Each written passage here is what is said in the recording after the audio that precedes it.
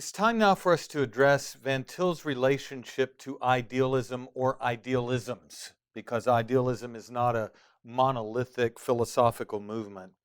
And this is an odd phenomenon, but Van Til has been accused by a number of theologians, the De Boers in the Calvin Forum, John Vanderstelt in Philosophy and Scripture, more recently by R.C. Sproul, John Gershner, John Fesco, Keith Matheson, of being an idealist of some sort. And before we address whether or not Van Til is an idealist, I think the previous lectures have made quite clear that he can't be. But before we address that more specifically, it's important to understand basically what idealism is and get a couple of working examples in place so that we can assess the claim whether or not Van Til is an idealist. Now, idealism is typically set over against realism. Idealism is typically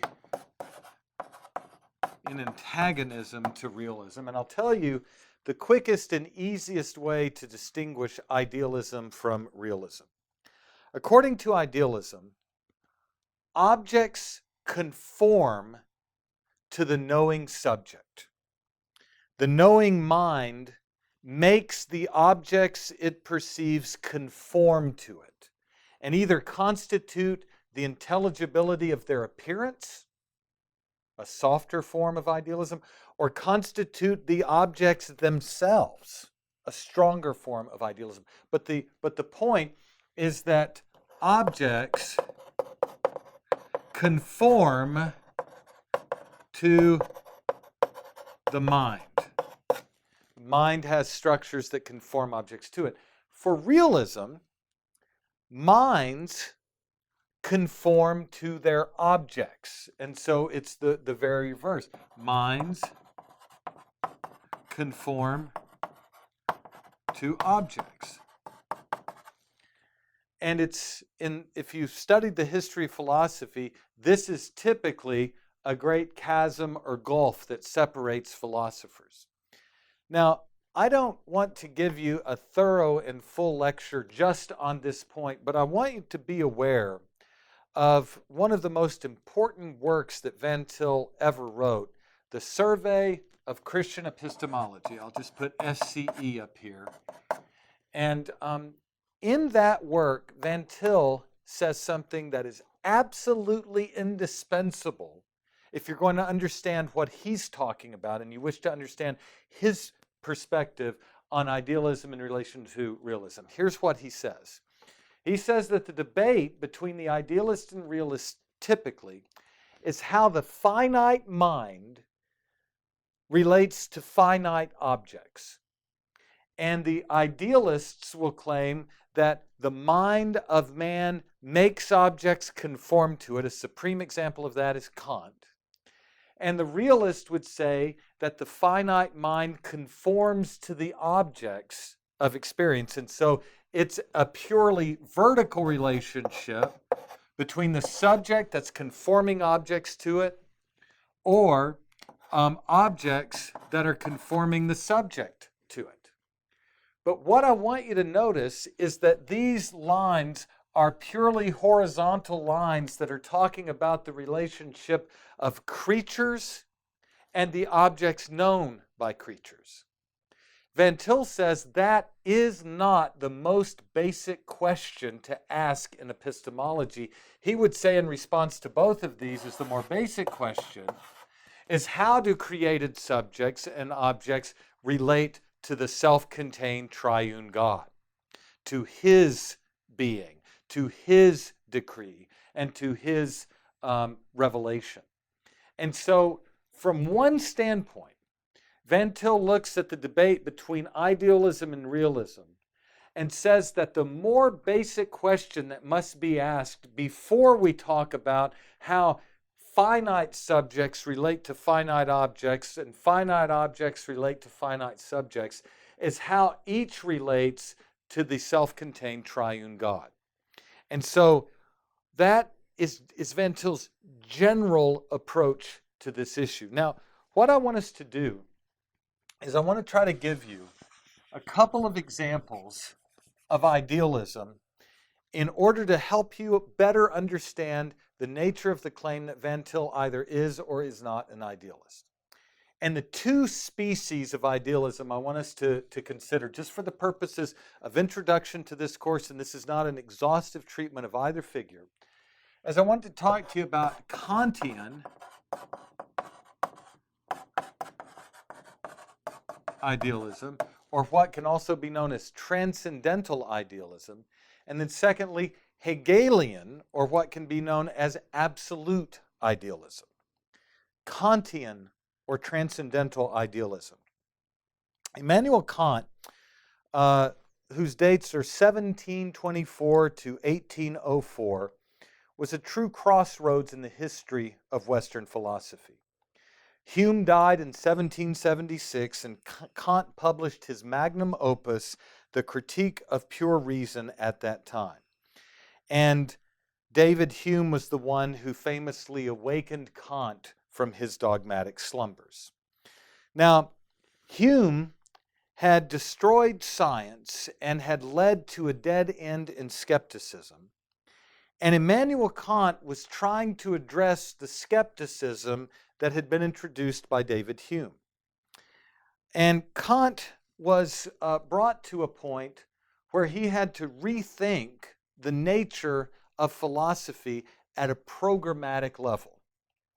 And Kant likened his insight in philosophy to a Copernican revolution in philosophy. And I want to explain it to you as basically and non-technically as I know how by way of introduction. Copernicus, remember, most had assumed that the earth was a fixed, still point in the middle of the universe, geocentrism.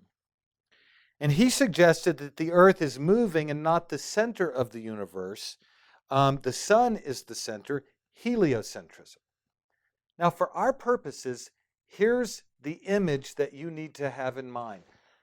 Copernicus took, instead of thinking of the earth as fixed and static, he thought of the earth as dynamic and moving. And Kant said that there was a fundamental problem that the philosophers of his day shared, whether they were continental philosophers or whether they were British empiricist philosophers, whether they were rationalists on the one side or whether they were empiricists on the other side, they all had a common assumption. And it's that the mind passively receives its objects and conforms to them. In Hume's philosophy, the mind received sensations from an external world. In Descartes, Leibniz, or Spinoza's philosophy, the mind received data. In fact, John Locke famously described the situation by saying the mind is a tabula rasa, that is, a blank slate on which experience writes. Every idea that's in the mind is written on the mind from outside, and the mind is a passive receiver of information, of experience. Experience writes on a clean slate of the passive mind, and that mind merely receives and organizes the data of experience. But Kant offered the idea that the mind is actively constructive of experience. That spells constructive in some world. Kant offers a Copernican revolution and says that the mind is constructive in the way that it deals with sense data. And I studied philosophy years and years ago under Greg Bahnsen. And Bahnsen used an illustration that has stuck with me all through the years, that the difference between Locke and the philosophers prior to Kant and Kant is the difference between typewriter paper and a word processing program. Typewriter paper receives an impression from without, it's blank, and you write on it and fill it with all sort of data. But what is the typewriter paper? It's the passive recipient of the data or the impressions that are stamped upon it from the outside. But a word processor screen shows you what has been already organized and processed by a word processing program that takes data, organizes it, and makes it intelligible and presents it to you. Previous philosophers, from Descartes to Hume, assumed that the mind must conform to objects. There was a strong realism in them. But Kant said this: if you follow that approach, what do you get with Hume? You get a dead end of skepticism. You don't know if the mind is actually accessing an objective reality. You can't rationally verify induction. You can't rationally verify substance. You can't rationally verify personal identity, because all you have are a disjointed bundle of perceptions. And if you ask the question of where the continental rationalist tradition goes, what happens? Descartes becomes a dualist, Leibniz becomes a monist, an atomist, and Spinoza becomes a monist. They're arbitrary. So Kant asks this question: whether we might not have more success in the task of metaphysics if we suppose that objects must conform to knowledge. Or to put it differently, Kant proposed that the objects of our understanding must conform to the mind's constructive activity. The mind is constructively active in making sense data intelligible. Another illustration that I got from Dr. Bahnsen back in the 90s when I studied with him: what happens if you try to transport water and you put it in your hands? What does it do? It's fluid and it leaks right through your fingers, and pretty soon what you had in your hand has dissipated, has dissolved, has evaporated, and it's gone. But what happens if you take that same water, put it in an ice cube tray, and freeze it? Well, the water conforms to those categories that are in that ice tray, and that ice tray brings a unity and an organization to that water that is not possible apart from the organizing activity of that ice tray. Well, however you want to think of it, Kant argued that the mind takes chaotic and loose sense impressions and forms them and makes them intelligible. The mind makes experience intelligible so that whatever objects there are outside the mind must conform to the categories of the mind. So Kant agreed with Locke and Hume and says nothing can be known apart from sense experience. But he disagrees with Locke and Hume and says that whatever we know is produced by the constructive, organizing activity of the mind. He says the understanding is itself the lawgiver of nature. Now, in terms of being a bit more precise, Kant said not only is the mind actively constructive, it's an active thing, but he said that the mind imposes at least two kinds of intelligibility on experience. And in terms of his philosophy, he talked of the transcendental aesthetic and the transcendental analytic. The transcendental aesthetic and the transcendental analytic. And I want to explain those briefly to you. According to Kant, when we have any experience whatsoever, the mind takes the categories of experience and in the transcendental aesthetic organizes or imposes a spatial and temporal pattern upon all things that we experience. The world in itself is chaotic and unknowable, but the mind, the knowing mind, has a priori categories that constructively form the world into categories of space, objects that can move, and objects in time, objects that endure through different times. Space and time are categories that are imposed actively by the knowing mind, so that when you know the space-time world, what you are knowing are the structures in the mind that are imposed upon the world so that objects appear intelligible due to what? Due to the constructive categories of the knowing mind. Kant called this a transcendental deduction. You cannot have intelligible experience of objects apart from the categories of space and time. And rather than space and time being things that are given to the mind, they are rather things the mind imposes on experience.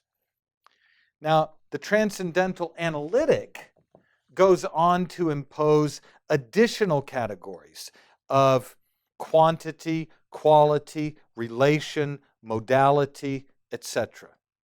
The mind is what imposes on the nature of space-time objects those additional features of quantity, quality, relation, and causation.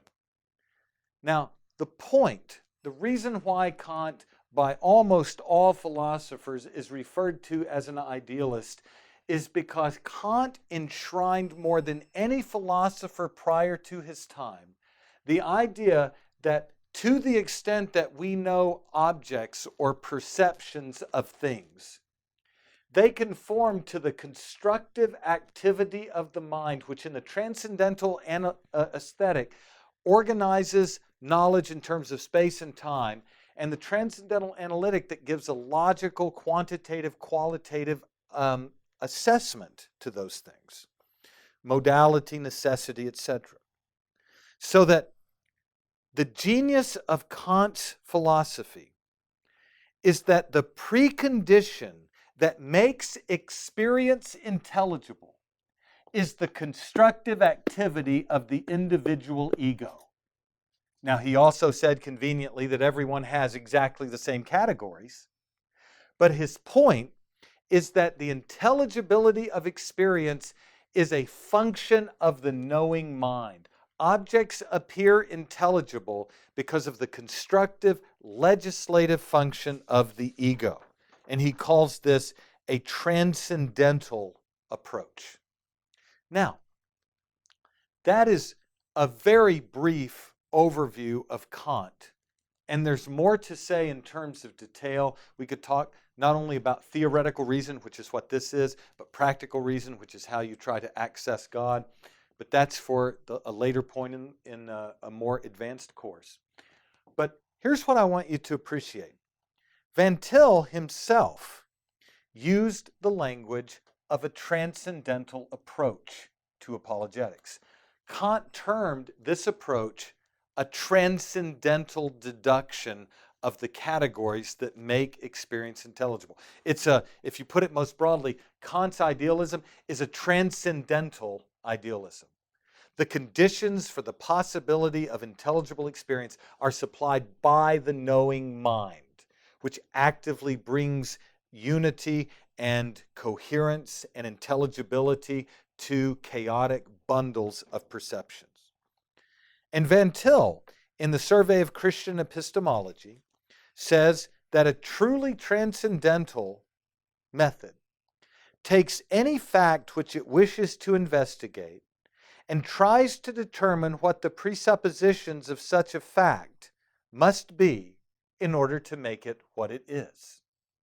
In other words, Van Til's saying that just as Kant asked the question, what is it that makes the facts and laws intelligible? What is it that brings facts and laws together in a meaningful relationship of space and time and quantity and quality and modality and possibility and necessity and contingency? Kant said it's the knowing constructive ego. And when Van Til talks about a transcendental method, it's very easy to say, well, if Kant was using a transcendental method, and Van Til says he's using a transcendental method, then it must be the case that Van Til is a Kantian or he's conceded to Kant. But listen to what he says that places him on such a collision course with Kant only one page later on page 11 in the Survey of Christian Epistemology.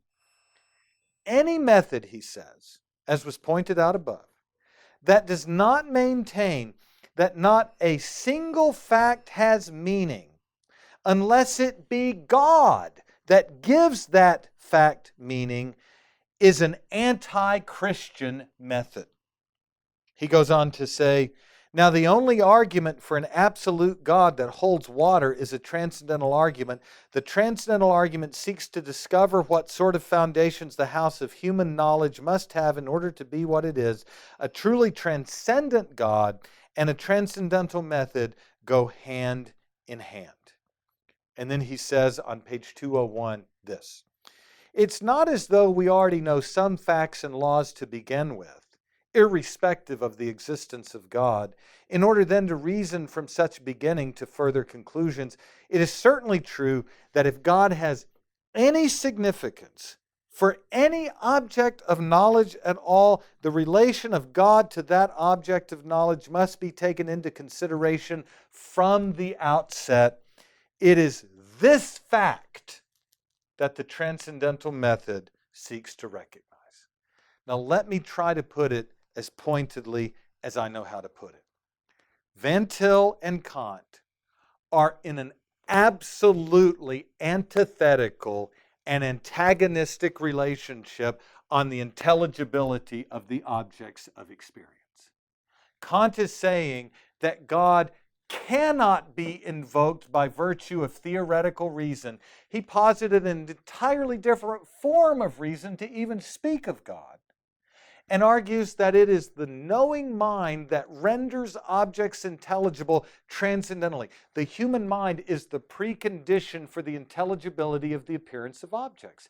And Van Til is saying at least this, not a single fact can be known unless God, in his decree, in his creation, in his condescension, in his providence, makes that fact known. And secondly, that the relation of God to the object of knowledge must be taken into consideration from the outset. For Kant, knowledge of God cannot be taken into account from the outset because theoretical reason cannot reach God and does not deal with God.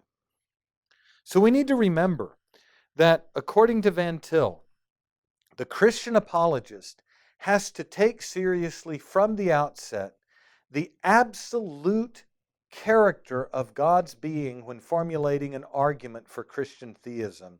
And that means that we don't begin with either deductive or inductive methods of argument per se, nor do we begin with the actively constructive character of the mind that conforms objects to it, because from the outset it is God himself who renders objects intelligible to all knowing minds. And so the very thing that Kantian idealism enshrines is what Van Til says a truly reformed transcendental approach must reject in principle. By way of contrast between the two, there is no peaceful coexistence between the transcendental idealism of Kant and Van Til's transcendental approach that is arguing for the impossibility of the contrary and affirms that objects are intelligible only given the being, existence, and revelation of the triune God. It's for those who know both philosophy and theology as antithetical a relation as is conceivable.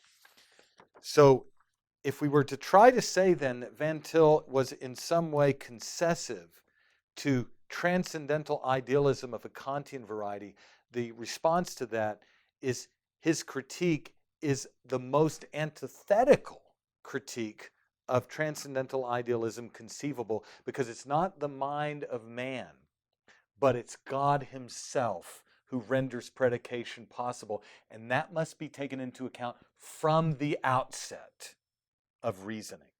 Kant cannot affirm that at any point. Now that is transcendental idealism. Let me do this now. Let me talk to you, and this one is more difficult to get across in a short time, but let me talk to you about Hegel and absolute idealism, particularly the Hegelian iteration of absolute idealism, and help you understand, and I don't think it will take too long, help you understand how Van Til is as antithetically opposed to Hegel as he is to Kant on this. So, Hegelian absolute idealism. And if I gave you extensive quotations from Hegel, it would take a lot longer to work through them. If you're aware of Hegel's philosophy, he is the king of abstraction. He's actually fascinating to read. And for you students of Van Til, we will be reading some Hegel when we deal with idealism. We'll also be reading some Royce, some Bosanquet, in order to understand the various permutations of absolute idealism. But Hegel is the father of absolute idealism. But Hegel believed, with Kant, that mind is constructive of what is not only intelligible, but mind is constructive of what is real. And Hegel argued that mind can know ultimate reality, and he sought to reconfigure reason in a way that transcended Kant's formulation. Now, Hegel was a difficult philosopher to understand, but for our purposes, we need three guiding principles to understand Hegel's philosophy, just the general orientation. First, he believed that ultimate reality is one developmental rational unity. One developmental rational unity, and it was Geist, or spirit. Secondly, that ultimate reality is the developmental outworking of not only reason, but what Hegel called mind. So there's one developmental rational unity. Secondly, that developmental rational unity is Geist, or mind. And third, absolute mind comes to full self-conscious understanding of what is universally true and perfectly precise through an historical dialectical process of becoming. And at the end of that process is a concrete universal. Now, let me try to break this down and make it as clear as possible. And I'm thankful this is recorded and you can listen to it over and over again. But Hegel believed absolute mind, the absolute mind, is submerged in a process of change in history so that it comes to be absolute through a process of intellectual growth that incorporates more and more universal concepts with more and more factual data in an evolution toward knowledge of the absolute truth.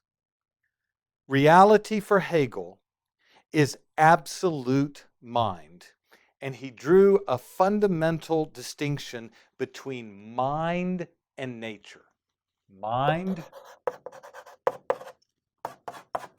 and nature. Mind is a principle of timeless unity. Nature is the principle of historical particularity,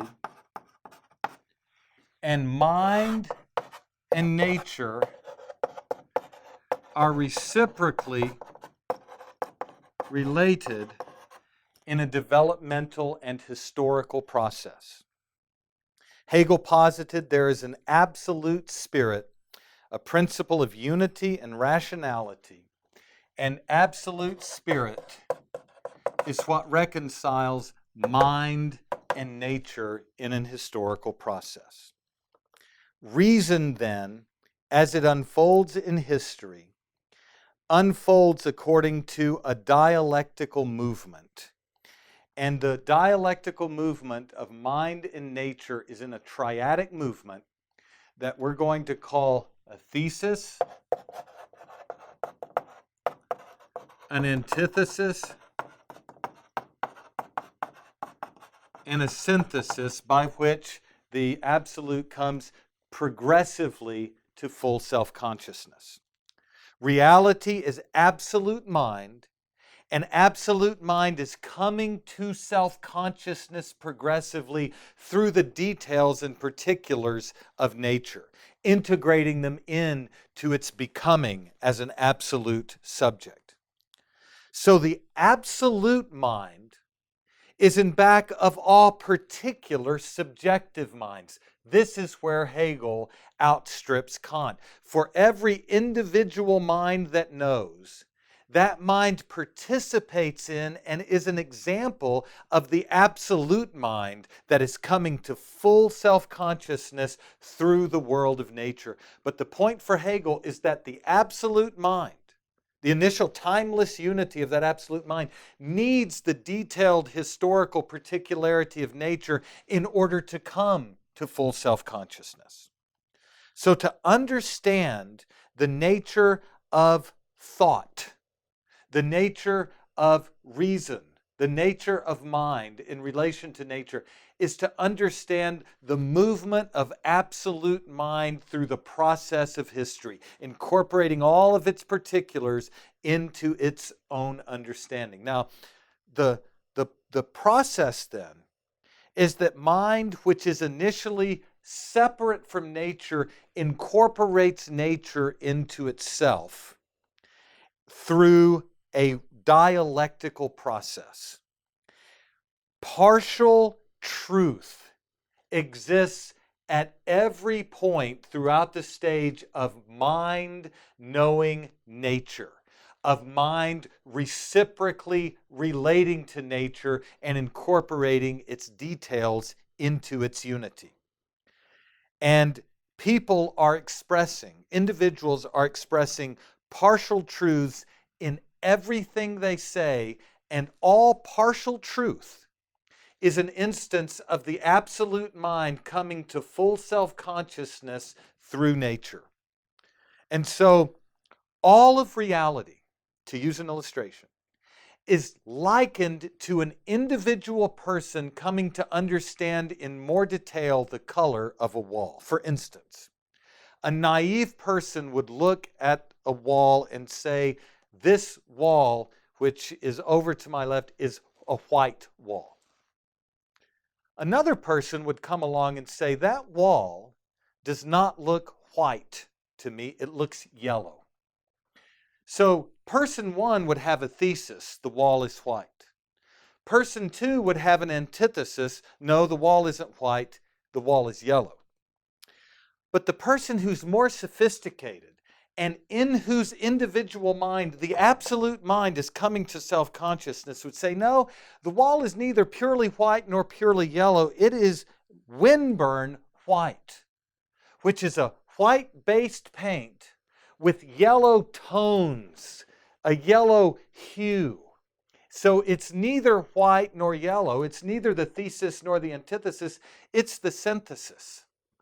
All knowledge of finite minds is like that, and all finite minds are coming to self-consciousness through a process of thesis, antithesis, and synthesis. And in back of every individual finite mind coming to self-consciousness in that triadic process is the absolute mind coming to incorporate all of the universals and particulars in nature into a comprehensive monism of absolute spirit. This means something basic. The absolute for Hegel is in an incremental process through thesis, antithesis, and synthesis of arriving at comprehensive knowledge, knowledge that is both universal and detailed and factually precise. And that knowledge is the movement toward concrete universal knowledge. Knowledge that is absolutely inclusive of the sum total of reality, but knowledge that is adequate to all of the factual details. So it's not knowledge that a wall is white or yellow, but it's a knowledge that it's windburn white. And then it's not only knowledge of the color of the wall, it's the knowledge of the composition of the wall and the function of the wall and the telos of the wall and the relation of the wall to the rest of the building and the building to the rest of reality. All history is a process of the outworking of absolute spirit, so that the predicates that we apply to history, Hegel says, actually apply to the absolute itself. And that sets Hegelian idealism on an absolute collision course with Van Til's conception of God as absolute. Where does the difference lie? Here it is. The God of Christian theism is a God whose knowledge determines all unity and diversity in history and does not depend on history for his completeness. But for Hegel, the absolute himself is constituted by a reciprocal relation to the changing world of particulars in nature and needs those particulars in order to be self-complete. In other words, for Hegel, the absolute is in a reciprocal and interdependent relation with the world of nature and cannot be complete without it. But for Van Til, God is self-complete. For the Reformed tradition, God is self-contained prior to and apart from any relation to particulars, and the moment of history in any particular instance and the sum total of the space-time world depends on him for its intelligibility of meaning, and he does not depend on it at all or at any point. Now, what that helps you see is that when Van Til chooses to use the language of concrete universal, which he uses in defense of the faith, he's using it in a manner similar to the way John uses logos in John 1. John took a term from Stoic philosophy, an impersonal principle of rationality, and he filled it with the content of the pre-existent Son of God, who has come into the world and assumed flesh. Antithetically related to the Logos in Stoic philosophy, Van Til is doing something functionally identical with the language of concrete universal. When he says God is a concrete universal, he doesn't mean that God needs the world of space and time to become a concrete universal at the end of an historical process on which he is dependent. He rather means that God is self-complete and the condition for the possibility of all unity and diversity in the space-time world. So just as there was an absolute and antithetical contrast between transcendental idealism, Kant and Van Til, so likewise there is an absolute contrast between absolute idealism, Hegel, and Van Til. Van Til is neither a subjective idealist, nor a transcendental idealist, nor an absolute idealist of a German, American, or British iteration. And so what we have to appreciate about Van Til is that when he says that God is a concrete universal, what is the purpose for that? It is in order to make the antithesis between the God of Christian theism absolute in relation to the mutable, changing, developmental mind or spirit that is coming to self-consciousness through nature, which he needs in order to arrive at self-consciousness. And so when we think about the De Boers or van der Stelts or any others in the 20th, 21st century who have said that Van Til is guilty of idealism, there's a fundamental and baseline lack of appreciation for the nature of the various forms of idealism that Van Til opposed. Over against Kant, it is the divine that makes objects of perception intelligible. It is his existence and revelation that must be taken into account from the outset. And therefore, transcendental is being used in a fundamentally antithetical way to Kant for an apologetical purpose. And likewise with concrete universal. Van Til is not conceding an inch to the absolute idealist when he identifies the self-contained God as a concrete universal. Now, once we understand that, we have a template in place to see that Van Til's doctoral dissertation, God in the Absolute, 1927, remained a consistent argument throughout his entire career. And what was that argument? I'll just make it basic. That argument was that absolute idealism, whether it's German, British, French, or American, reduces to pragmatism. Why? Because for pragmatism, what is ultimate? Time, change, and chance in history. For the idealist, the absolute idealist, what does the absolute need in order to become fully self-conscious and diverse? He needs the natural order of historical particularity to be incorporated into his evolving as the absolute. And at the end of the day, an evolving, historically conditioned absolute is no absolute. It's functionally identical to pragmatism. And so when we understand this, we can understand that Van Til is, in my estimate, the most penetrating and trenchant critic of idealism in the history of Reformed theology.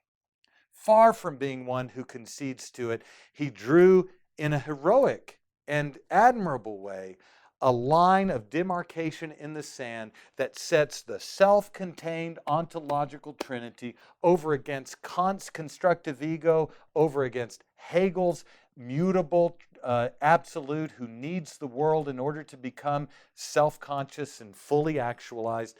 Van Til said over against both is the fully actualized, self-complete, self-contained ontological trinity. It is this God that we worship, and he cannot be reduced to any construction of the idealist tradition.